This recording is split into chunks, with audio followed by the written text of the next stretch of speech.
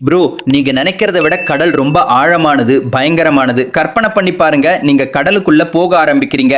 வெறும் 10 மீட்டர் ஆழத்துல போனாலே உங்களை சுத்தி இருக்கிற அழுத்தம் 2 மடங்காயிடும்.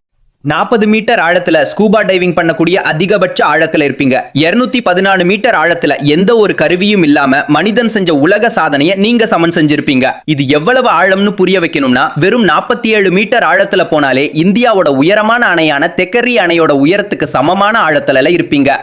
இங்கிருந்து இன்னும் ஆழமா போனா 1000 மீட்டர் ஆழத்துல தான் உண்மையான பயம் ஆரம்பிக்கும். இந்த இடத்துக்கு அப்புறம் சூரிய வெளிச்சம் ஒரு துளி கூட உள்ள வராது. அதாவது நம்ம கடலோட 10% ஆழத்துக்கு தான் வந்திருக்கோம். மீதி இருக்கிற 90% பயணம் முழு இருட்டில் தான் இருக்கும். இன்னும் ஆழமா போனா 2992 மீட்டர் ஆழத்துல உலகத்திலேயே அதிக ஆழத்துல நீந்தக்கூடிய கியூவியர் பீக்ட் திமிங்கலத்தை பார்க்கலாம். இதுல இருந்து 800 மீட்டர் ஆழத்துல உலக புகழ்பெற்ற RMS டைட்டானிக் கப்பலை பார்க்கலாம்.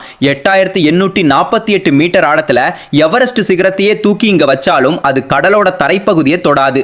இதுல இருந்து கொஞ்சம் கீழே 10,927 மீட்டர் ஆழத்துல மனிதர்கள் இதுவரைக்கும் போன கடலோட ஆழமான பகுதியில நீங்க இருப்பீங்க. இது எவ்வளவு ஆழம்னா, ஒரு சாதாரண விமானம் இந்த உயரத்துல தான் பறக்கும்.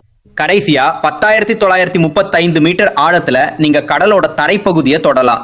இந்த இடத்த சேலஞ்சர் டீப்னு சொல்றாங்க. மனிதர்கள் இதுவரைக்கும் கண்டுபிடிச்ச கடலோட ஆழமான பகுதி.